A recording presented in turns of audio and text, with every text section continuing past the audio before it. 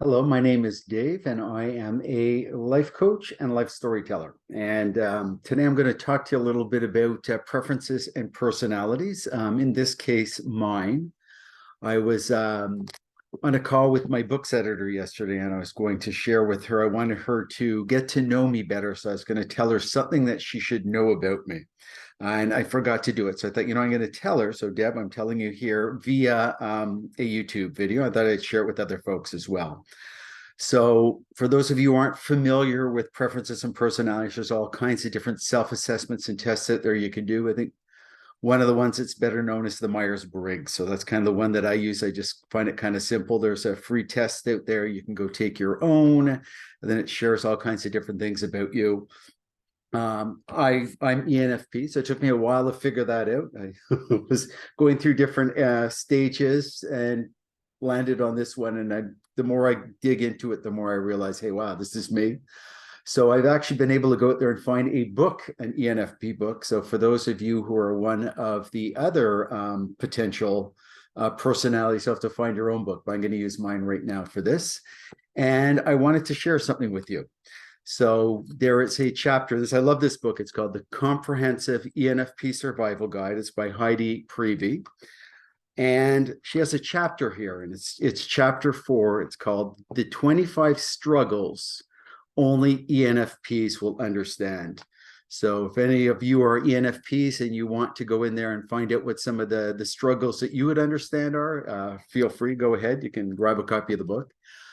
For those of you who are one of the other different types of personalities, you can go see if you can find a book as well that has something like that as well. If you find one, I'd be interested in you letting me know what it is, because my kids aren't necessarily all ENFPs, and some of my friends. If I can share some book recommendations, I will. So here's my challenge to you. If you do go ahead and do that, I'm going to share my top 5 struggles that only ENFPs will understand. I challenge you to figure out what your top 5 struggles that only whatever your personality and preferences are would understand. So I went through these. There's 25 of them. And I think people who know me and all that, I think you might identify with these. So here we go. So the first one it's number 4 on the list. It's called having 1,000 great ideas that you never follow through on. So one of my actual strengths, there's another book, Strength Finders, but that's another story. But my top strength is ideation. And I come up with tons of ideas, and at times actually stresses me out that I can't action them all. So anyhow, I'm kind of getting beyond that. I've got so many. You can probably see there's a lot of stuff on my walls. I actually have a hallway going down there. 33 steps on the walls are all these different ideas and stuff. It's like an idea hall. So having 1,000 ideas that you never follow through on, I think I've probably got millions now. The next, I'm down to number 13. Working towards a constantly altering notion of your ideal self. So one of my friends says, I think you're addicted to change.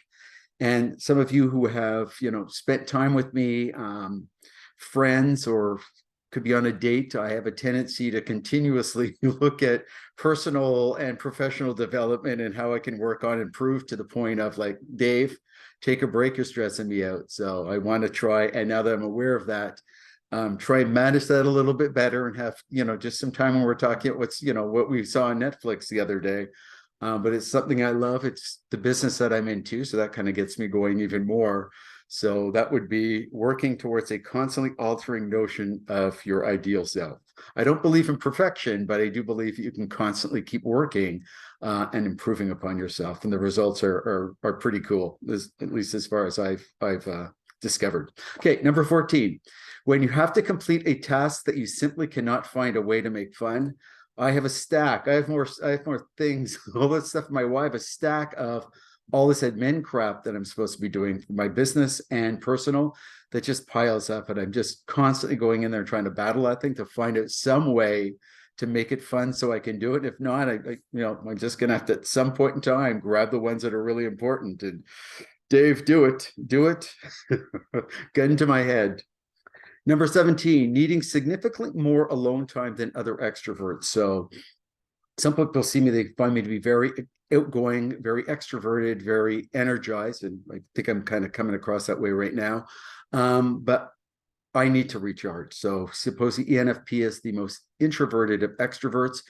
It's coming up on Friday night right now. It's, I think it's me movie night tonight. Tomorrow I'm going to the park. I asked some folks to go with me. No one is available. I think I want to go alone and just take the day off to myself and recharge. Otherwise, I'll burn out. I try and go more than 4 days of connecting and all this stuff. It's like, whoa, I need to take a break, alone time. And last but not least, on my top 5, people thinking you're looking for advice when you simply need to process things out loud. For those who know me, and especially my therapist helping me with this, I have a book called The Advice Trap. So, giving advice is, it's frowned upon, especially unsolicited advice. In the book, Men Are From Mars, Women Are From Venus, it says that you want to really annoy a guy, give him unsolicited advice. I think that probably works for women as well. But yeah, I think I'm on the other end of the spectrum. If, it just triggers me. You want to trigger me, offer me some advice. Unsolicited advice, I don't even want advice. So I really enjoy that where you can't help me out is allowing me to process. You can ask me questions, you can challenge me, all these coaching things, just no advice, please, because I find that the advice just comes from what somebody else has done or what they've seen and all that, and it rarely is a good fit for me. So there you go, my top 5. So Deb, there you go, 5 things for 5 things that I'm struggling with that I just wanted to share with you as well, and everybody else out there who's not an ENFP who come across me. That's what I'm struggling with. What are you struggling with? That's it. Well, take care. Bye.